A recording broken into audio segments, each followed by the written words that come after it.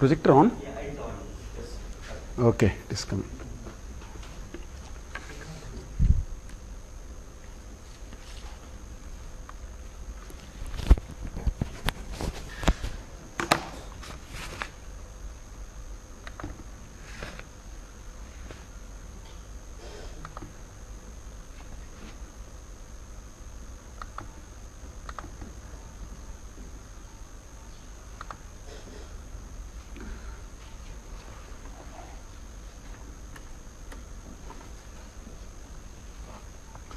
Shall we start?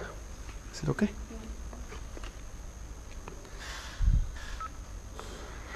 Okay, we'll start. Om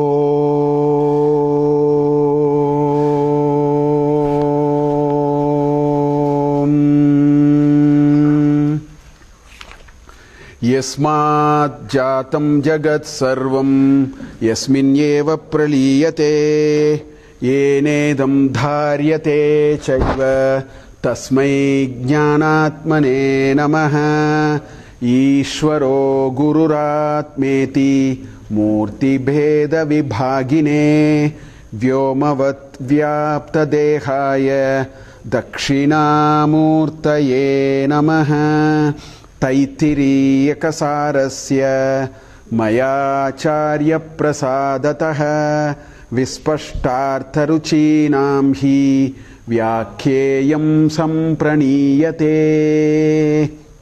Om Sahana Vavatu Sahanau Bhunaktu Sahaviryam Karavavahai Tejasvinavadhitamastu ma vidvishavahai Om Shanti Shanti Shanti Tasmadva Yetasmaat Pranamayat Anyontara Atma Manomayaha Tenaisha Purnaha Sava Yesha Purusha Vidha Eva Tasya Purusha Vidatam Anvayam Purusha Vidaha Tasya Yajure Vashiraha Rugdakshinaf Pakshaha Samottaraf Pakshaha Adesha Atma Atarvangirasaf Pucham Pratishta Tadapyesha Shloko Bhavati Yato Vacho Nivartante Aprapya Manasa Saha Anandam Brahmano Vidwan Nabibeti Kadachaneti Tasyaisha Eva Sharira Atma Yapurvasya. So we will see this Anuvaka today. So last week we completed the Pranamaya. After we saw the Annamaya, we went to Pranamaya. So we had some discussion last week on the Pranamaya. Now this order, as I was telling you, is there is a certain axis in which it is going. Annamaya is the grossest. One can see the body.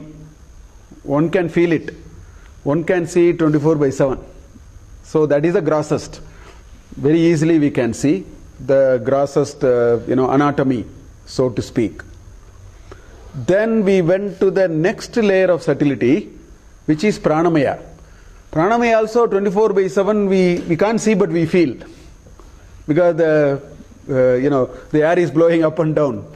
So therefore Pranamaya is subtler than the Annamaya, because it is not sthula as much, but still there is a certain feeling.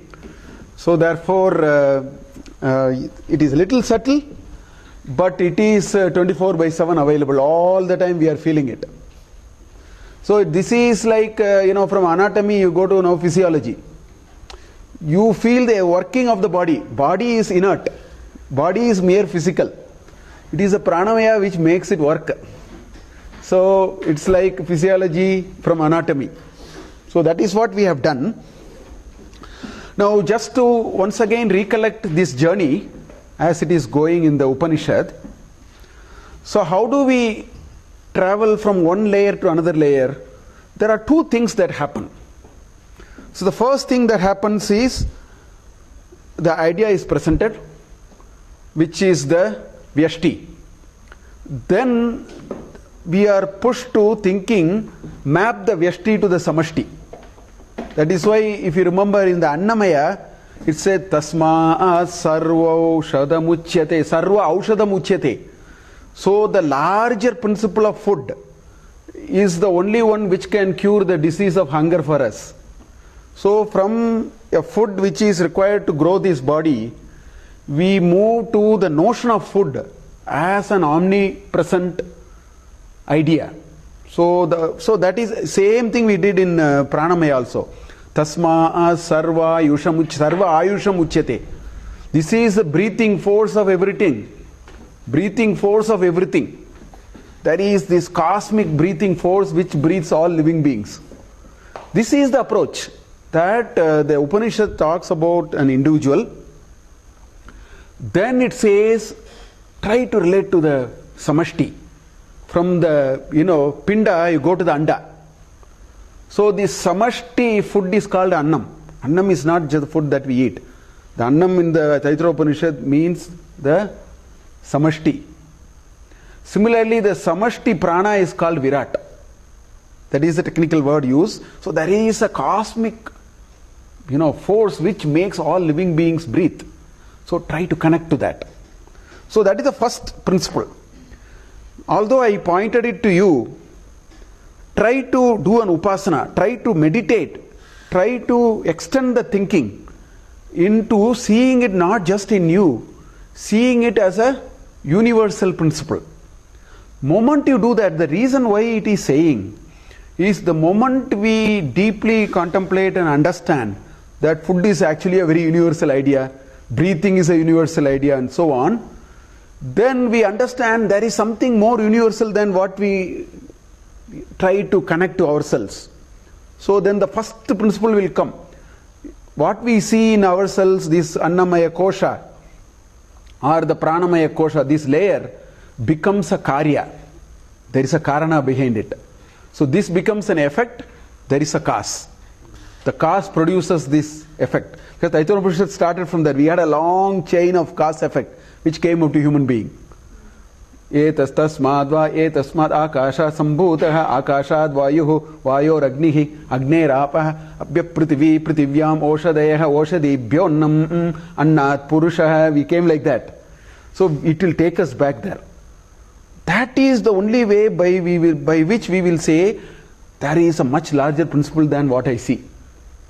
So this body cannot be the ultimate principle, then we keep it at bay and say there must be something more than that. That's how the prana came. Now if you contemplate on this, there is a cosmic idea of a force which makes living beings breathe. Then you say then there must be something more than that. So we are in search of that. So this is the order in which it pushes us from vyashti to samashti or pinda to anda. Then it helps us to resolve through this meditation that the annamaya must now resolve into pranamaya, because we found something bigger in pranamaya. Now the pranamaya must resolve into something bigger. So that is how this journey is going. So in that order it goes further, and the third unit of analysis, manomaya. That is what is bringing us. So before we see that, I want to, there are a couple of references which I wanted to bring. In Brihadaranyaka Upanishad, in the second part, second canto of whatever you call it, in that the first chapter, there is a very good description of a conversation between Gargya. Gargya is one who is born in the lineage of Garga. So it's a Taddita actually, Gargya. So Gargya is a person who was born in the lineage of Garga. So there was a conversation between Gargya and a king called Ajatashatru. Ajatashatru is, I think, in the Ikshvaku Kula, I think. Ajatashatru. So there is a conversation between Ajatashatru and Gargya. And it's a very interesting conversation because Gargya is a Brahmin, Ajatashatru is a Kshatriya, obviously he is a king. So this Brahmin comes, Gargya comes. That's how the chapter starts in Brahmanandavalli Upanishad. And so Ajatashatru says that anybody who can point me to Brahman, I will give 1,000 cows or 1,000, I think, pots of gold or something. Same thing happened with Janaka and Yajnavalkya. In Brahmanandavalli Upanishad, the same story comes a little later. This is at the front. So this Gargya comes, and then there are 13 things he points to.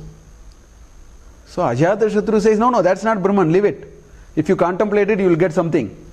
So for everything, he talks about Agni, he talks about water, he keeps giving examples. So this king simply dismisses him. No.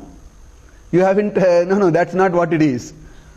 So in the 14th mantra, the Gargya says, sir, I surrender unto you, tell me what is Brahman. This is the 14th mantra. And because he even points to prana. So in the 15th mantra, he says prana cannot be a Brahman.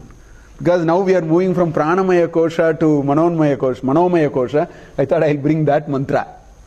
So let's look at that mantra. Okay, these are all in prosodic order. It's a Shukla Yajurveda, so it's not in any verse. If it's a Rigveda, there will be beautiful verses you can read. This is one full text.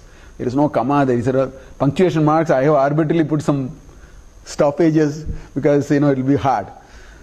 Saha hovacha Ajatashatru. So this Ajatashatru said thus. What did he say? He said pratilomam. This is against the principles, against the norms. It's not anuloma, it is pratiloma. It is against the norms. What is against the norms? Pratilomam cha etat. What you are asking is something which is out of the normal custom. Yat, that Brahmanaha kshatriyam upayat. A Brahmin comes and tells a Kshatriya, please teach me Brahman. So that seems to be a little out of the way because he started saying, I know Brahman. After 14 examples, he just shoot him down. He said, no, you have not understood Brahman. So finally he asked him. So he says that, Me vakshiti iti. Please tell me what is Brahman. That's what you asked? Okay. Tvam nyapayishyamiti. Okay, I will now, make you known of this particular concept. So that is the first line. Ajatashatru, the king, tells Gargya, okay, this looks a little out of convention, but nevertheless, I will tell you what it is. Then tam, which means Gargayam, he held tam panavadayos tasto. He got him by his hand and then took him. Where? To a place where a man was sleeping. Purusham suptam ajagmatuhu. So they went there. Suptam ajagmatuhu. Both of them went to a place where a person was sleeping. Because he wanted to tell him the self is not prana. How do he explain that? He said, come with me. He took him, and then there was a person sleeping. Tam etaihi nama bihi. So he called that person, that sleeping person, he called him with a few names. Amantrayan chakre. He began to call him by names. The person who is sleeping. So what are the names? He said, Brihan, oh great. Brihat is big, no? Brihan, oh great. He didn't get up. Okay. Pandaravasaha, this white robed, you are such a nice white dress. He didn't get up. Okay. Somaha Rajan, you are all radiant moon like the Somaraja. He didn't even get up. So this man, this Gargaya is standing by him. Ajatashatru is calling him by names. He is not getting up. Okay. Then what he did? Saha na uttastau tam panina apesham. So he used his hand and started shaking. See, when we are sleeping, somebody comes and sometimes that's the only way to wake us up. You call my name, I don't get up. Particularly if I am in a sound sleep, you make a lot of sound, I will not get up. So therefore, you can't get me up, wake me up. So you come and shake me. Correct? So same thing he did. Panina, with his hand he shook him up. Bodhayan Chakara, he got him back to his senses. Avabodha, right? Bodhayan Chakara.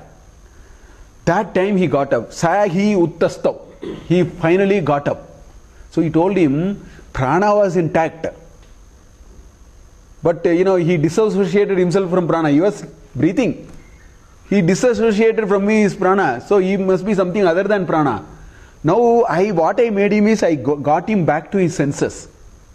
What did we do? When we shook him, we got him back to his senses. That sense is nothing but to do with mind. The mind is nothing but a complex organ. We will little bit see that. We'll talk about it in the next class also a little bit. So, this is how you are saying prana cannot be yourself. Because prana is yourself. When I called you, you should have gotten up. No, you didn't. I have to use your sensory organs to bring you back to yourself. So there is something more than the prana, which seems to be a little subtler than prana in some sense, which is the manas, which is what this story comes in Brihadaranyaka Upanishad. In Vivekachudamani, of course, there is this discussion of pancha koshas. So there he talks about how prana cannot be the Atman. Shankaracharya puts this shloka. He says, Naivatmapi pranamayo, pranamaya cannot be Atma. That also cannot be Atman. I mean, it's in a particular continuity it is coming. That's why the api is coming. Okay? He says, Vayu vikaraha, it is just some vikara of Vayu. The air which is, instead of blowing outside, it is also blowing through your respiratory system, and then it is branching itself and doing, enabling a few things. So that's what he's saying. Vayu vikaraha. Ganta ganta vayu vadantar bahireshu. It's just like, air is going, and of course it is going in and coming out. That much I can tell you. But there is something more than that. Therefore it cannot be Atman by itself. He says, Yasmat kinchit kwapi na vedtishtam. See, just because you had prana, you didn't even know what is happening. Prana is not enough for you to know what is happening. The knowing process is done by the manas. If the manas is switched off, you can be breathing. You can be alive. But that is what happened to that person. No, he was sleeping, nothing he knew. You have to wake him up and then bring him back to his senses. So he says, this pranamaya atma will not give you awareness. It will keep you in maintenance mode. The awareness is not coming from pranamaya. That's what he is saying. He is saying he will not know ishtam anishtam. He doesn't know what is good, what is not good, what is likable, what is not likable. None of that will be known. Pranamaya doesn't get you any of those. So there is another layer. You have to now scratch one more layer to go there. Because this is happening in another plane. So that is his argument. So he says not only yours, you don't know swam cha anyam kinchana nityam paratantraha. Paratantraha is, it is dependent on some other work. Prana is only an enabler. It doesn't bring you anything. For bringing it, you need something else. So that is why if something is not complete in itself, it cannot be a definition of Atman. Therefore, prana cannot be an Atman by itself. That's what he concludes a set of arguments in which he says there must be something more than that. Because mere prana does not give you, I am not able to recognize somebody. I mean, it is required, but it is not enough. There is something more required. That's why a person in deep sleep will know nothing. You can do anything onto him, anything can happen around him, nothing will happen. Because it is just only an enabler. So that's what Shankaracharya also says here.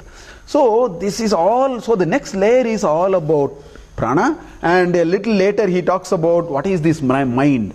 Why is there another layer which must come to describe yourself? In other words, what is this Upanishad doing? It is taking one part at a time and saying, do you think this is yourself? No. This is not yourself. There is one more part to it. No, this is not yourself. There is one more part to it. This is how the Upanishad is bringing that level of consciousness. So we thought body is yourself, we argued it away. We said prana is yourself, we argued it away. Now it is bringing a third entity into the picture, which is manas. So here he says, manaha prasute vishayan aseshan. All vishayas are generated in the mind. That is where it generates. If the mind is not there, awareness is of not much value, because there is nothing you know. Vishayan aseshan prasute manaha Sthulatmana sukshmataya cha bhoktuhu. It uses the stula sharira and the sukshma sharira and consumes all this world of knowledge. That is done by the manas. So that's what it does. And it is only manas which is responsible for the entire second line. Sharira, Varna, Ashrama, Jati, Vedan, all worlds of differences are a function of mind. So all that you recognize are all done by the mind. So there is your part of it, there is you which is also coming from the mind side, which is what it is trying to say. Sharira, Varna, Ashrama, Jati, Vedan, Gunakriya, Hetuhu, Palani, Nityam. Forever this is the job of the mind. So if you attribute your thoughts, then that is coming from the mind. So maybe at another level you may think I am the mind. So the Upanishad is now taking us to the third layer. It says no, you are not body, you are not prana, maybe you are mind. Then it will dismiss that also and go to the next layer. So that is how it is anyway doing. Now this mind is a very, very important thing. This is a famous shloka in Dwadasha Skanda in Srimad Bhagavatam in the 11th canto. This is a shloka uttered by a Brahmin. There's a nice story behind it. This person was very wealthy. He was in a village, he was in a place, very wealthy. And the only problem with him was he was so, this thing about his wealth, even for his own offspring he will not give anything. He will keep everything, vouchsafe it. He was leading a life like that. Very possessive of the wealth, he will not share it with anyone, not with the own sons also and so on. It was going on like that. As bad luck would have it, one day he was stripped of this, some calamity happened and then he lost all his wealth. I don't know, some flood or I don't remember that story. Anyway, that's a minor part of the story. Anyway, there is one calamity in which he lost all his wealth. So he sort of became a pauper. Then all the values that he practiced were of, so nobody in the village, including his sons, would help him anyway. They were throwing stones at him. They found this a great opportunity to chase this fellow out, including his sons. So this man has his own realization the hardest way.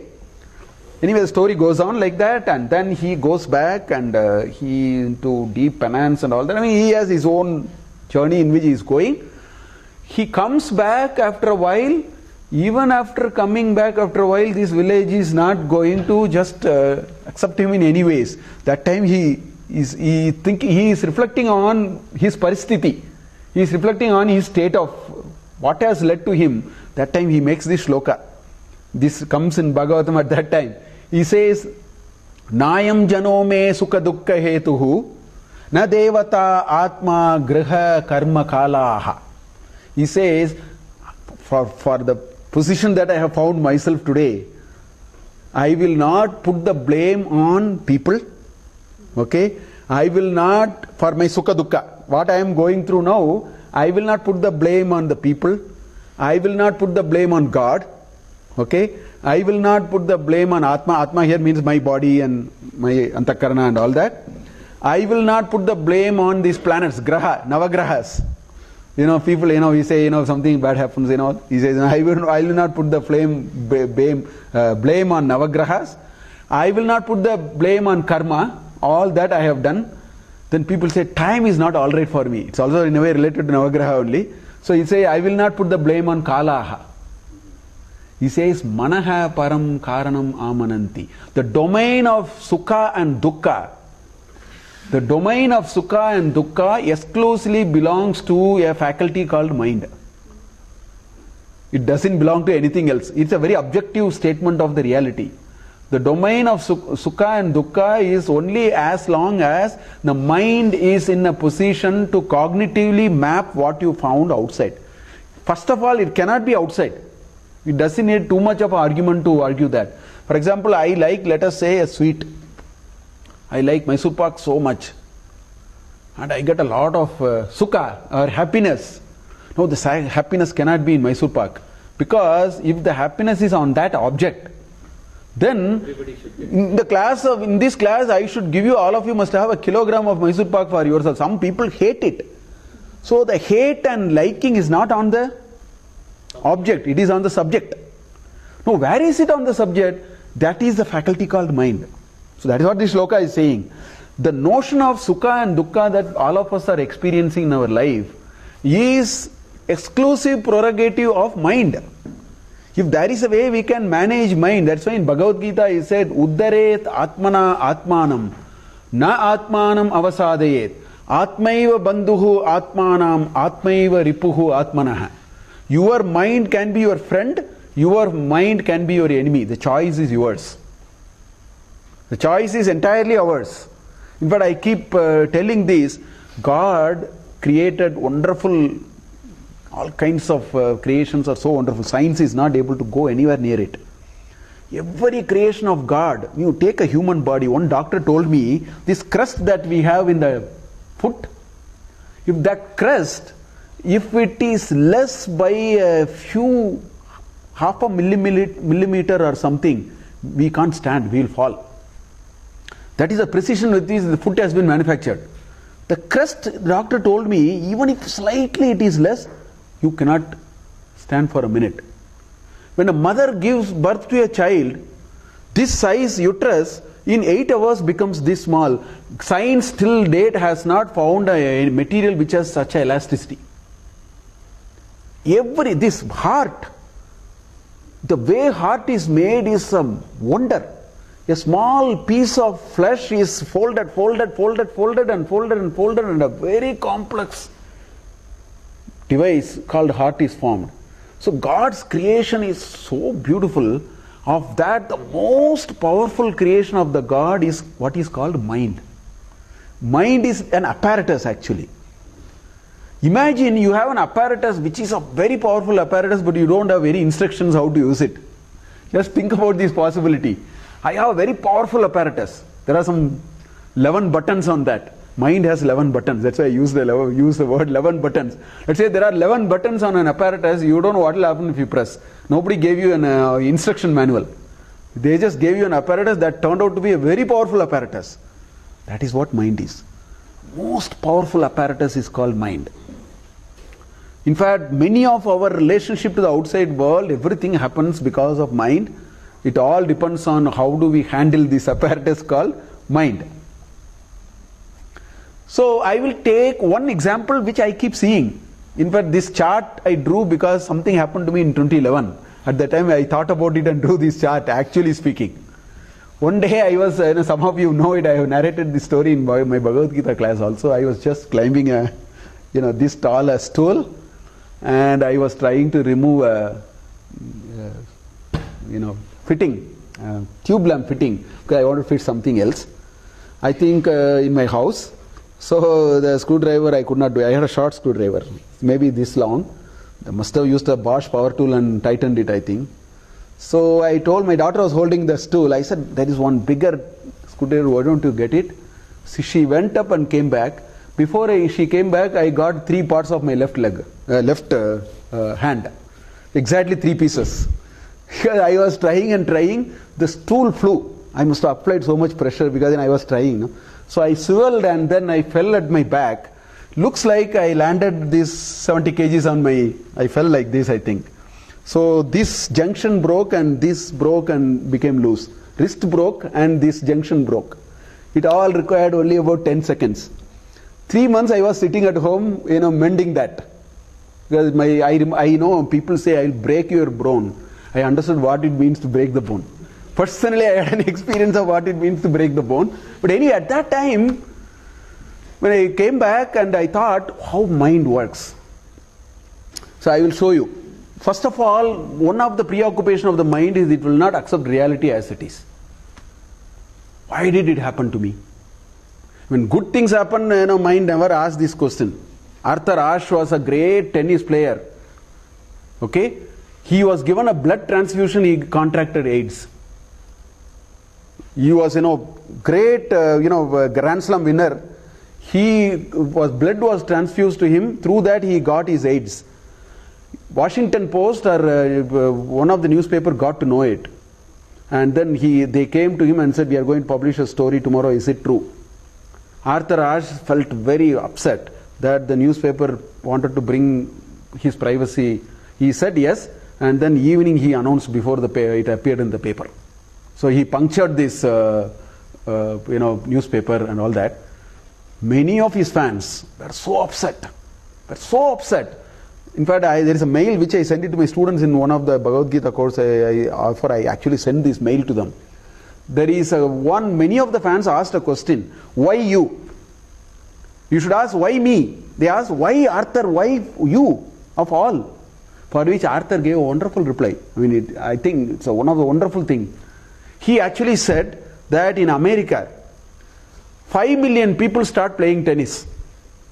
This is his reply. And this man must be spiritually highly evolved. Otherwise you cannot give an answer like that. He says 5 million people play tennis at school.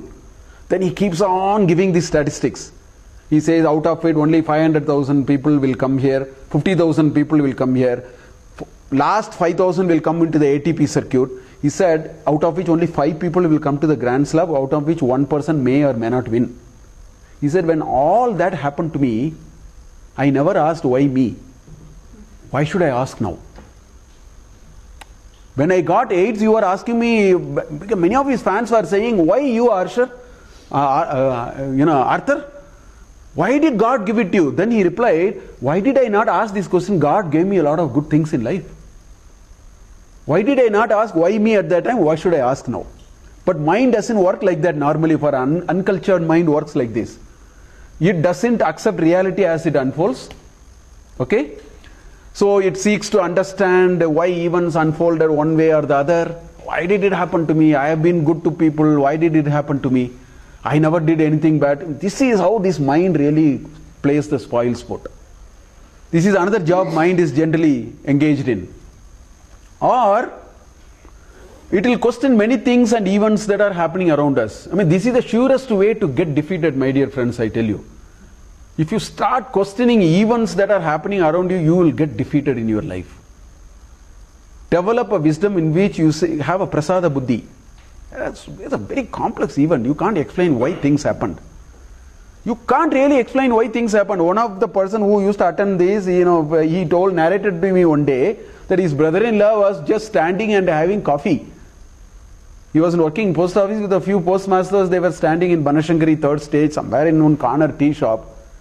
One lorry came, one truck came, lost its brake control, rammed into these 3 people. How can you ask why? I think he said that person is such a nice person. Never ever he had done anything. He survived, but he survived in such a bad shape. Now, if you start asking questions like these, you will become unwise. You will get defeated in life. But our mind is very capable of doing all this. That is why we should not let this apparatus run the rule, because it will simply destroy us. This world is so complex.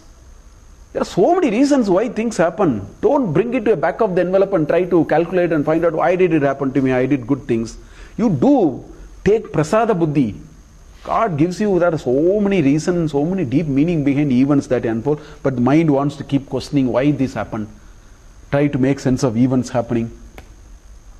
Judge everything and everyone around us. This is another job for mind. Mind is very good in this. It will judge events, people, everything around us. This is another preoccupation of this powerful apparatus. If you can put it to some other use, it can do good things. But the choice is ours. Which is what Krishna said. Uddaret atmana atmanam. You have the choice to do what you want to do. And it even bargains, continuously bargains for results even with God. The bargaining does not end with people. God is also transactional. I did not say that. Bhagavad Gita chapter 7, 14th shloka or 15th shloka. He says there are 4 types of bhaktas. Artha, Arthartha and Jignasu and Jnani. The Arthartha is one who is after, it's a transaction relationship. I'll give you 100 coconuts, give me this. I will do this, do this. Krishna says there are 4 types of bhaktas. Artha. Arthas are those when you are so agitated in life, God suddenly comes in front of you. See, when I was a student in engineering college, I used to put my vibhuti every day. By my friends, moment study all day start, I find more people putting vibhuti on their forehead or some kumkum. So these are called arthas. Something agitation happens, God is one entity now, suddenly it will come. Once going is good, put it back. So mind is also capable of doing all this. Okay? So mind has a lot of analytical work to do. If you think that is how you have to live your mind, it is an uncultured mind. But the fact remains, mind is a realization of self. That is what Taittiriya Upanishad is bringing. It says mind is another important variable in identifying the self. That's why it brings the manomaya atma. We are all what? We are all manomaya. All the time we are very mindful. Mind F-U-double-L. We are mindful. Actually, manomaya. So mind is actually an apparatus available with us. Honestly, mind is a gadget. A person who understands mind as a gadget will cross manomaya atma, manomaya will become a kosha. If you cannot cross that, if you attach yourself to mind and think I am nothing but the mind, you will be still in that level. Mind is an apparatus. It keeps wandering all the time. Correct? Revels in the world of dualities. That's what in Adi Shankara has said. Varnashrama, jati, dharma, beda. All those. Nityam. That is what it is doing. Mind revels in differences. Mind cannot fix in one. Mind revels in differences. All the time. Some moment there is a difference, it will catch. Now, how powerful is the mind? In fact, Arjuna said, in Bhagavad Gita, he says, Chanchalam hi manakrishna pramadi balavadridam tasyaham nigraham manye vayoriva sudushkaram. It is like catching air in the open. Krishna, you told all nice things about mind, but let me tell you, you are talking something which is not possible. Pramadi balavadridam. It is pramada. Balavadridam. Stubborn. Now there is a humorous story to say how stubborn mind is. One person with a bald head went to he was trying how to regain out of it. One sannyasi said, I have a formula. No problem. 30 days, you will become normal. So this man had a lot of hopes. He went to him. He said, all right, what should I do? He gave him an oil. It's a very special oil. Just apply it for 30 days. All your baldness will go. This man was very happy. He said, finally I found a solution. As he was about to leave, sannyasi told him, however, my dear friend, I want to tell you one thing. Every day when you apply the oil in your hair, don't think of anything black. So mind will do only that now. This is how mind actually works. So first thing it will ask, what should I not think? Okay, there lies the catch. So it keeps wandering all the time, revels in the world of dualities, constantly makes an effort to deal with gross objects in the world. But I will also tell you there are occasions when our mind doesn't exist. Our mind doesn't exist. Do you know when? You go for the T20 match. So, in fact, I'll tell you how occasions when mind doesn't. There is an easy way to find out whether mind existed or not. If mind is a reality, mind can do only two things. It can do vilapana of the past, or it can dream the future. This is all mind can do. Sankalpa vikalpamanam manaha. That is the formula. Sankalpa about the future, otherwise vikalpa. So if mind is there, there is a past tense and a future tense. But there are occasions in our life we revel in the present. When we revel in the present, that means mind is lost. There are occasions in our life where time passed off. You go for a T20 match, it is like half an hour, 2 hours, 3 hours is gone. Why? The mind is switched off. This is the way to understand whether we are mindful or not. If we switch off the mind, the notion of time will be switched off. Because mind cannot work in the present. Mind exists only in past or future. So if you are in the present all the time, your mind is not with you, which will let you do your work. Which will really let you do your work so well. So time disappears along with mind. The notion of time is a making of the mind. It is an artificial creation of the mind. If mind is switched off, time will be switched off. So these are things which are real, seemingly real. When we think it is real, Annamaya becomes Atma. When we are able to transcend where we are able to disown it and then control and go to the next level, Annamaya will become a kosha. Which was the argument we have done so far. Shruti says Pranamaya Atma. Then it says if you have overcome that, it becomes a kosha, it becomes a layer, it is Anatma now. It cannot be an Atman anymore. It is an Anatman. So that is what mind is all about. stimuli in present, not in past. Is there a small action of mind there? Yes. No. When you are in the present, what it means is you are in a continuous state of kshana. Kshana may be a millisecond or I don't know what it is. Moment you recognize a response and recognize a stimulus and giving a response, mind is already come in. There are times when we work in our natural state. It's not response stimuli kind of a thing. You revel in it. That time there is no involvement of mind. You revel in yourself. That is called Atma Rama. This is called Atma Rama. You revel in yourself. We have occasions. We need to think. And the best, most, again I'll give this example. The most shining example of that is deep sleep. In deep sleep, the mind is switched off. Mind doesn't exist. In dream, mind is there. That's why, in chapter 13 of Bhagavad Gita, in the 6th shloka, I think, Krishna talks about Kshetra and Kshetrajna. The chapter 13 is Kshetrajna Vibhaga. When he talks about Kshetra, he gives a beautiful definition. He says, Mahabhutani ahankaraha buddhihi avyaktameva cha. That is the first line. Mahabhutas, the 5 Mahabhutas which form part of the body. Ahankara, buddhi. Then the second line he says, Indriyani dashaikam. Dashaikam means dasha plus ekam. 10 plus 1. You know why he used a word like that? Because the 10 indriyas are pancha karmendriyas and pancha jnanendriyas. Manas is the super indriya. Why? Because in a dreaming state, Manas plays the role of the eye, Manas plays the role of the ear. All karmendriyas and jnanendriyas are enabled in a dream. In a dream, I may give a lecture, I may run and then catch a bus, I may take a flight and then get on at New York and meet you there. Its biggest mayajal is a dream. Everything you will do in dream, sitting. And who is doing all that? Manas is doing. So Manas is a super indriya. All the 10 indriyas are folded into mind, mind will also operate. Moment you go into deep sleep, mind is dead. Manas, buddhi, indriya, all the indriyas, manas, buddhi, chitta, ahankara, everything is switched off.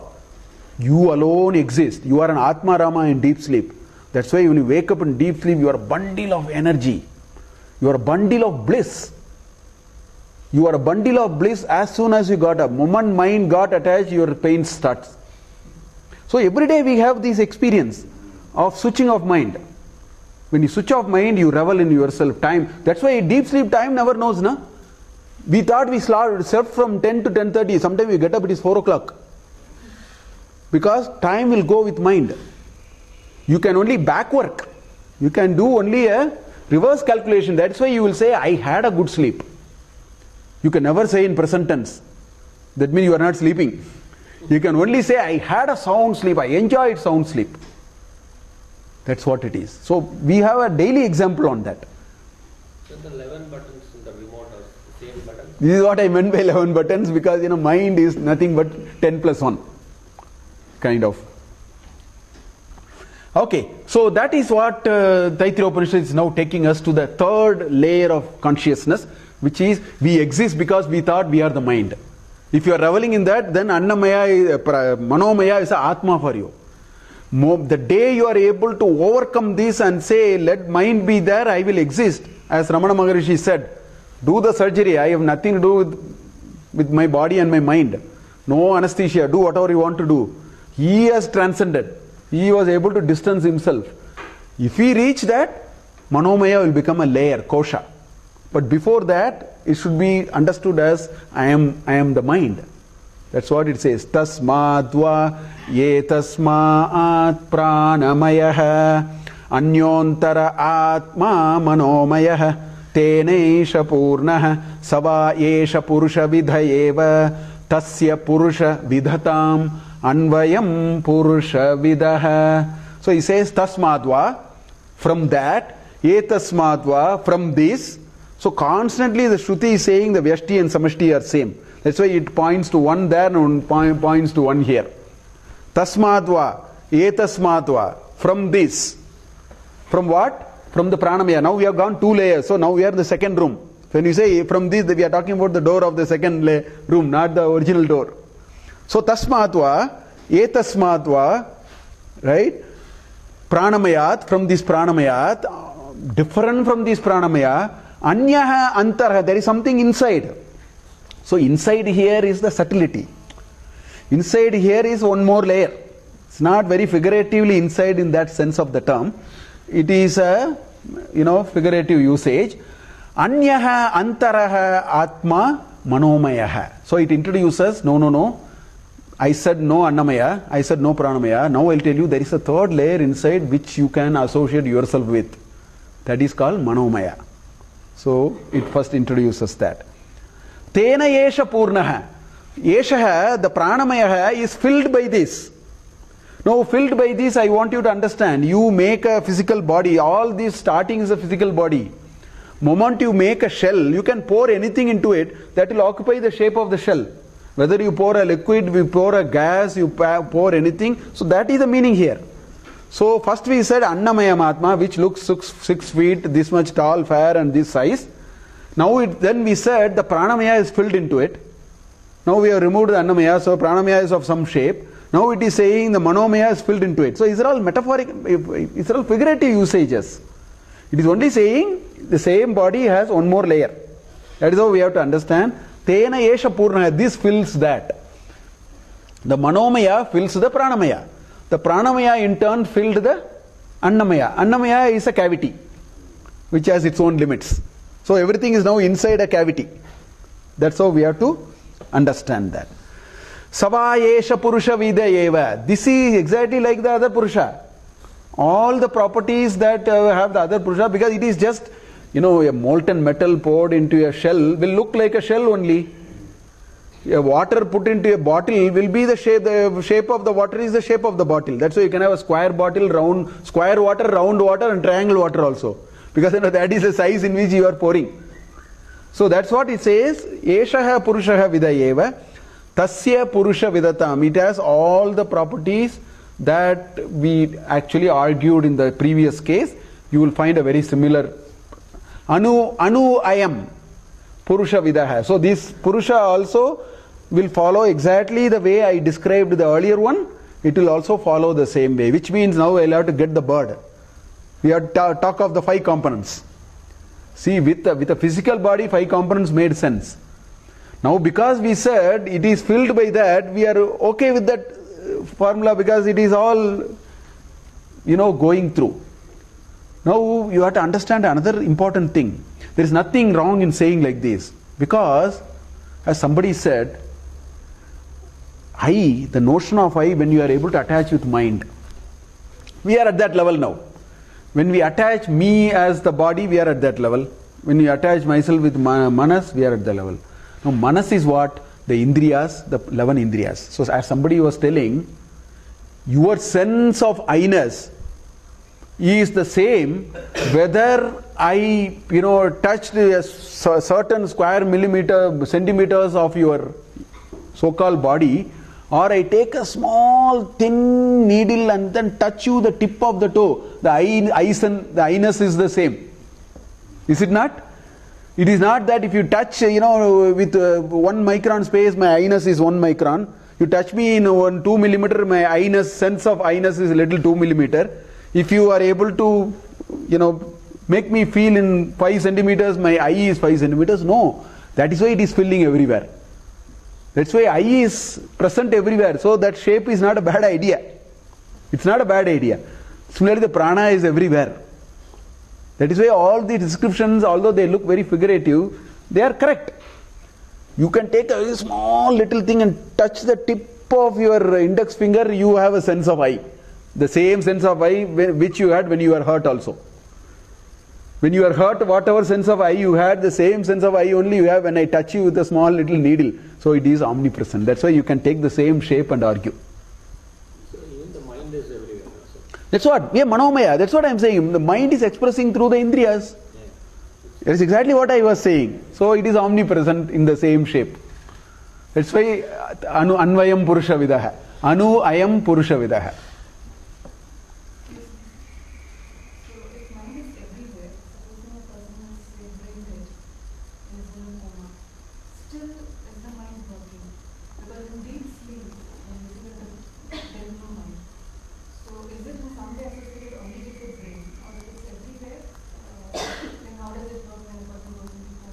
Okay, a person who is in coma, there are different gradations in that.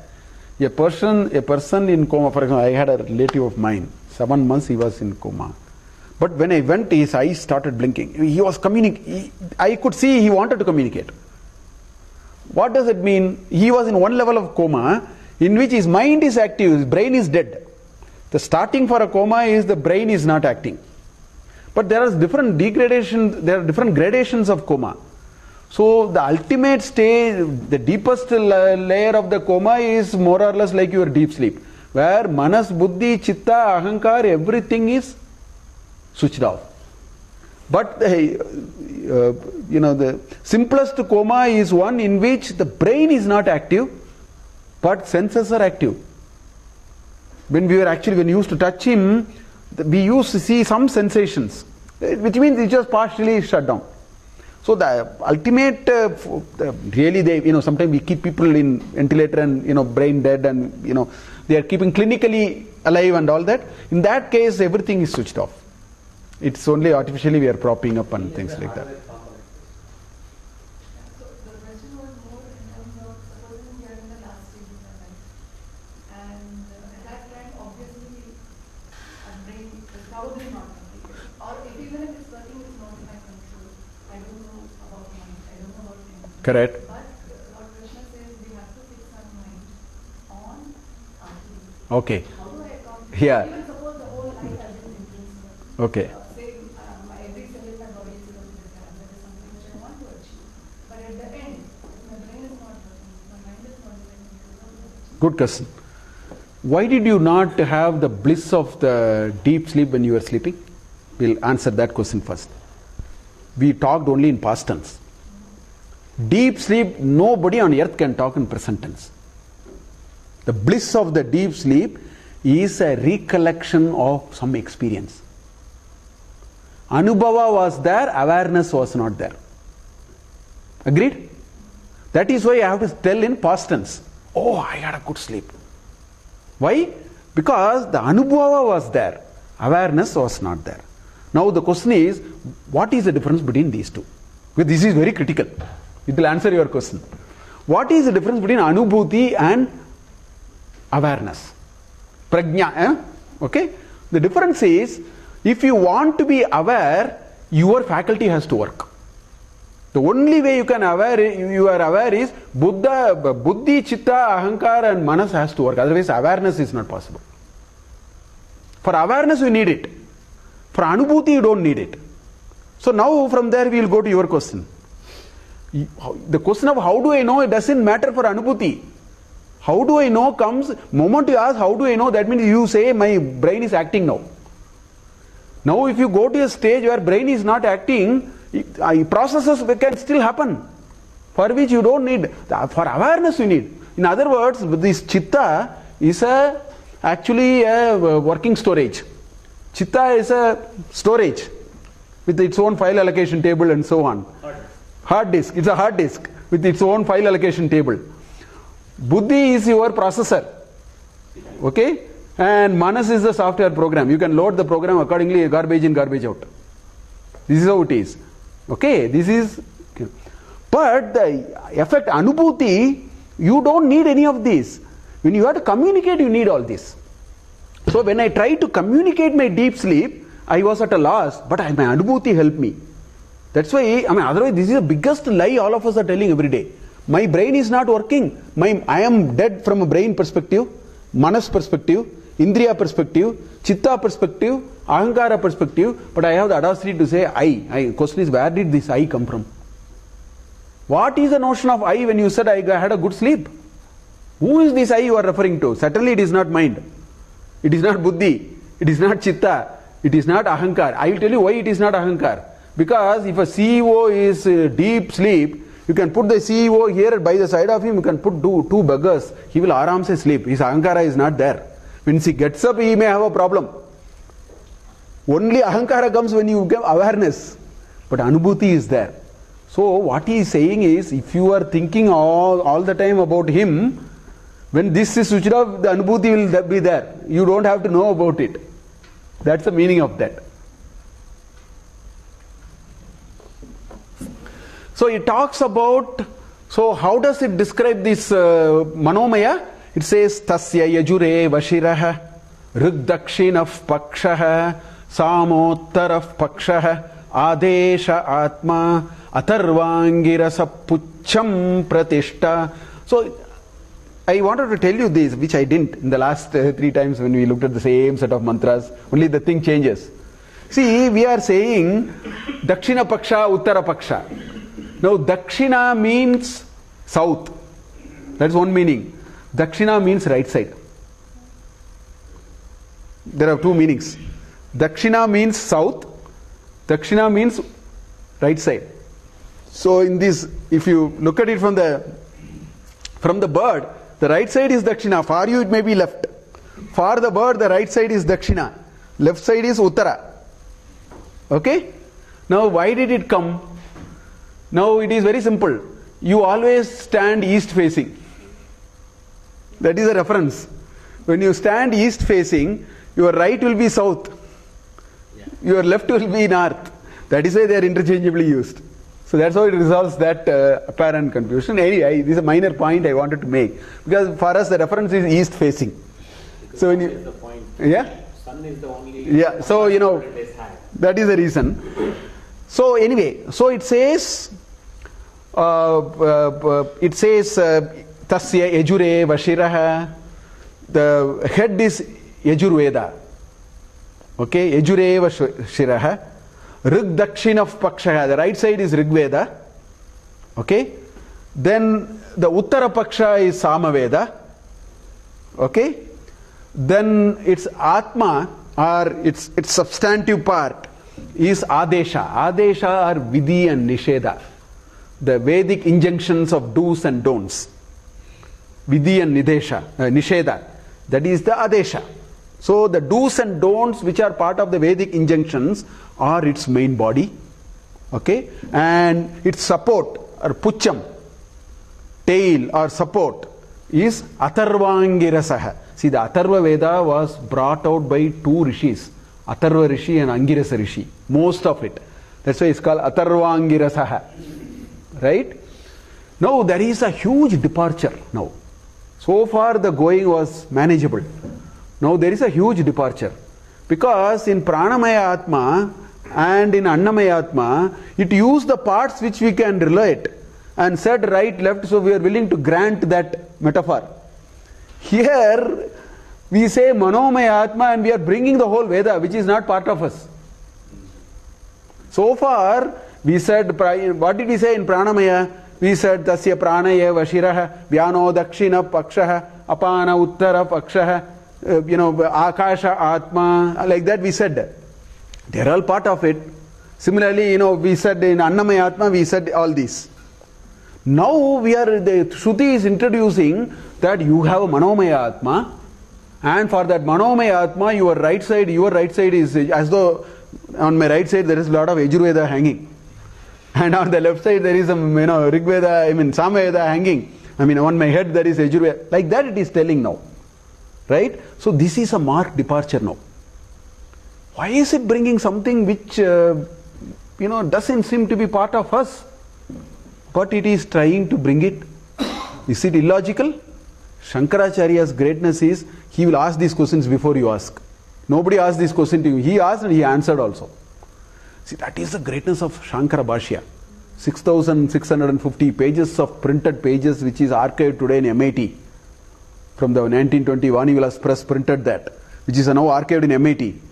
I find that there, and in some other places also it is available. That 6,600 pages, this is how he has written. This is why he is a great Acharya here, even after 1,500 years. Why are people talking about Shankaracharya? Because he does what is called Purva Paksha or Pratipaksha Bhavana. He puts an argument. After he puts an argument, he himself plays devil's advocate. He doesn't want anybody. He asks hair-splitting questions, he challenges himself. All his bhashyas are like that. For Taittiriya Upanishad, Brahmanandavalli bhashya, right? Satyam Jnanam Anantam Brahma. I have been listening to it. I am not able to get the head or tail of it. It's very deep because he puts so many objections himself and answers that. Oh, this is not correct. How can you say this? This is not correct. That is not correct. And the discussion is so technical. I am not able to make much sense of it. But what I am saying, this is the greatness of this Acharya. He played Purva Paksha. So he said, voluntarily he brought this issue to discussion.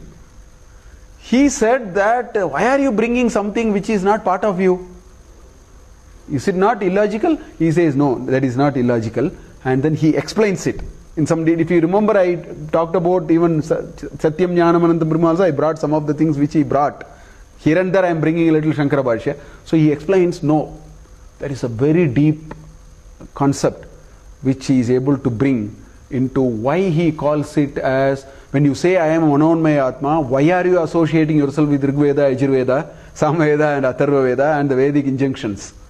Why are you doing it? How is it in any way related to the mind? Is the question. We will see it at 7 o'clock. I don't want to continue now. We will see it in the next class. It's a very interesting argument. And some of the modern day knowledge creating, I have read some knowledge creating company, Nanukawa and all these people. What they are saying is what Shankaracharya argued. Exactly. He actually brings the whole concept of how do you create knowledge. I just want to end only with one note, that this Purva Paksha, the only place where I see Purva Paksha today is in SEC filings which are done in some of these, Amazon, all these listed companies. They file SEC like Form 12K and all that quarterly report. What I find is Purva Paksha there. Because the first 10 pages, you know what they write? My customers will not, do this. My software will not work. I will not have inventory. They play devil's advocate. That is called Purva Paksha. We must have that culture. We must have that way of doing it. We must dispassionately argue adversities ourselves before somebody asks. That is what they are doing in those filings. Go and see those SEC filings, which they do it for Security Exchange Commission. They do Purva Paksha. Shankaracharya taught Purva Paksha. No, it's not disclaimers. It is actually talking of how business can go wrong. Risks. They talk about all risks and then argue why it may not be and what we have taken care. Mitigation and all that strategies and so on. So that is how he has written his entire Bhashya. So anyway, we will see why he is connecting this mind to the 4 Vedas, and then we will move on. Thank you.